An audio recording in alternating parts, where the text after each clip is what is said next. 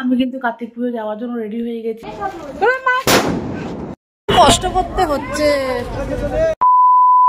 তো নমস্কার বন্ধুরা, আজকের ব্লগটা কিন্তু আমি এখান থেকে শুরু করছি। তোমরা তো দেখলেই যে আমার মামা মেয়ের বাড়িতে ফেলে এলাম, সেটা আগের ব্লগে তোমরা দেখতেই পারলে। এই ব্লগটা হচ্ছে তোমার ওই আসার পথেই হচ্ছে আমার বাড়ির সামনে যে আমার ননদ আছে, ননদের বাড়িতেই কার্তিকটা ফেললাম। এই বছরের 2 মাস হয়েছে বিয়ে হয়েছে, তো তার ঘরে ঠাকুর ফেলা বানতেই হে। আর এদিকে দেখো জোর জবরদস্তি আমাকে রিস্কাওয়ালা বসিয়ে দিয়েছে, বলছে হ্যাঁ এই ঠাকুর চলে যাবে, যেটা হচ্ছে আমার বড় মেয়ের মোটামুটি 4.5 ফুটে আমাকে এই টলিতে বসিয়ে দিয়ে বলছে যাওয়া যাবে মতেই না। তারপর আমি নেমে গেলাম এই রিস্কা থেকে। দেখো তুমি রীতিমতো ভ্যানারা রিস্কাওয়ালা কি বলছে, জোর জবরদস্তি করে উঠবে, গিয়েছে হোক পেরিয়ে হোক ঠাকুর ভেঙে নিয়ে ঢোকাবেই। তো কি করবো, তারপর বাধ্য হয়ে নিচে নামি নেমে যেতে হল। তারপরে ওর বাবা আবার অন্য গাড়ি ঠিক করলো।